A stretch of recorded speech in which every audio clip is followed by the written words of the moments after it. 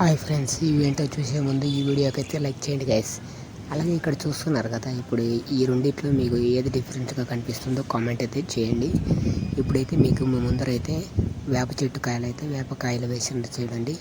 ఈ వేపకాయలు వేసే కొద్దా ఏముంది అనుకోవచ్చు. ఇటు సైడ్ చూడండి, ఇవేంటో చెప్పుకోండి చూద్దాం.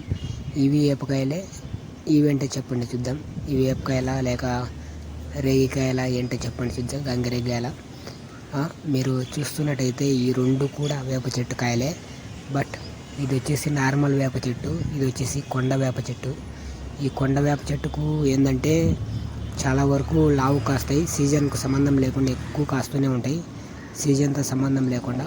ఇది వచ్చేసి చూడండి ఎంత లావు కాస్తాయి, ఇంకా చాలా లావు వస్తాయి. కొంచెం పచ్చిగా ఉన్నప్పుడే తీసాం కదా. అలాగే ఇక్కడ చూడండి, ఇది వచ్చేసి మామూలు చెట్టు, వేప చెట్టుటి. అలాగే ఇక్కడ ఇది చూస్తున్నారు కదా, చాలా అంటే చాలా ఎక్కువ కాయలు వస్తాయి, ప్లస్ ఎక్కువ. అలాగే చూసుకున్నట్టయితే ఇవి చాలా చిన్నగా ఉంటాయి, ఇవి చాలా లావుగా ఉంటాయి, అంతే తేడా ఈ రెండింటికి. ఆకు కూడా చాలా డిఫరెంట్గా అయితే ఉంటుంది. మీకు కావాలంటే చెట్టు కూడా చూపిస్తుంది, కొండ వేప చెట్టుది. ఆల్రెడీ ఒకసారి వీడియో పెట్టినా, ఆల్రెడీ మీరు చూడకపోతే మన ఛానల్లో ఉందో లేదో చూడండి. పాత సబ్స్క్రైబర్స్కి అయితే అర్థమవుతుంది మన ఛానల్లో వీడియో చూస్తే. అలాగే ఇప్పుడు చూడండి, ఈ రెండిట్లో మీకు ఏది ఇంకా ఫస్ట్ టైం చూస్తుంటాను కామెంట్ చేయండి. మామూలుగా అయితే అందరూ ఆ చిన్న వేప చెట్టు కాయలు అయితే చూసింటారు, ఇవైతే చూసి ఉండరు.